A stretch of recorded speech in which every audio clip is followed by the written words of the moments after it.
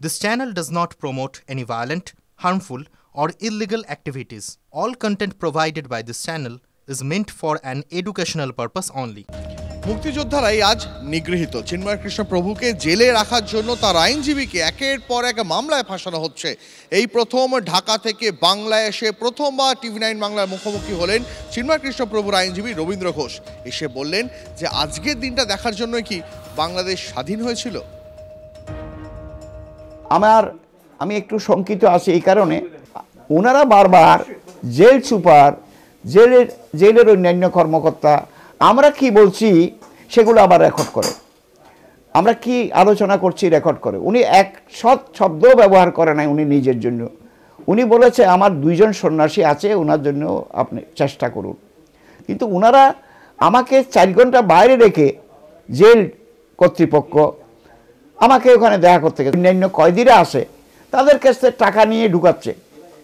এরকম আমার এভিডেন্সগুলো মনে হচ্ছে যে উনার ব্যাপারে শুধু এরকম আচরণ কেন, উনি কেন ডিসক্রিমিনেট হবে, এটা আমার একটু সন্দেহ হচ্ছে। ওনার মৃত্যু ভয় আছে বলে আমরা মনে করছি, এই কারণে কেন আমাদেরকে ঢুকতে দেবে না, কেন দেখা করতে দেবে? দেয়ার ইজ এ ল।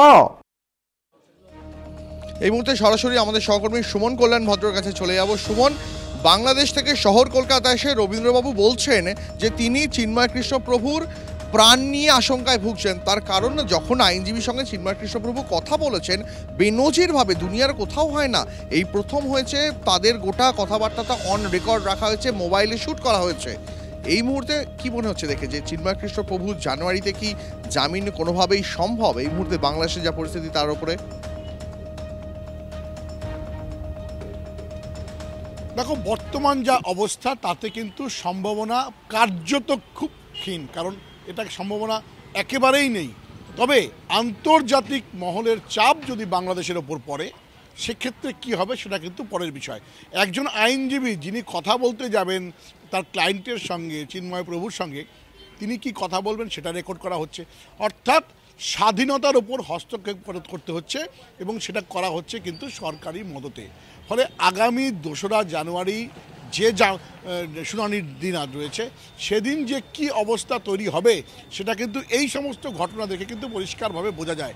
তবে আন্তর্জাতিক চাপ যদি পড়ে সেক্ষেত্রে পরিস্থিতি পাল্টাতে পারে। তবে আপাত দৃষ্টিতে সনাতনীদের ওপর, হিন্দুদের ওপর, সংখ্যালঘুদের ওপর বাংলাদেশে যে পরিমাণ অত্যাচার চলছে তাতে কিন্তু অত্যন্ত ক্ষীণ সম্ভাবনা আগামী 2 তারিখ চিন্ময় প্রভুর জামিন হবে একেবারে সুমন। এবং এই জায়গা থেকে রবীন্দ্রবাবু তিনি এই আশঙ্কাও প্রকাশ করছেন যে বাংলাদেশে এই মুহূর্তে যা পরিস্থিতি তা আইনের ওপর কতটা আস্থা রাখা যায় এ নিয়ে তিনিও সন্দিহান। আমরা এই নিয়ে কথা বলেছিলাম ইসকনের, কলকাতা ইসকনের ভাইস প্রেসিডেন্ট রাধারমন দাসের সঙ্গে। তিনি কি জানালেন টিভি 9 বাংলাকে, শোনাবো। আমরা জানি কি একটা আইনজীবী নিজের যে মুওয়াক্কিল আছে ওর সঙ্গে তো কথা ফ্রিলি বলতেই পারে, কিন্তু যখন সব কিছু রেকর্ড হচ্ছে, এরকম নজর হচ্ছে, আর ওনার আইনজীবী বলছেন কি ওনাকে আশঙ্কা আছে চিন্ময় কৃষ্ণ দাসকে নিয়ে, ওনার প্রাণের নিয়ে, তো এটা খুব দুঃখনীয়।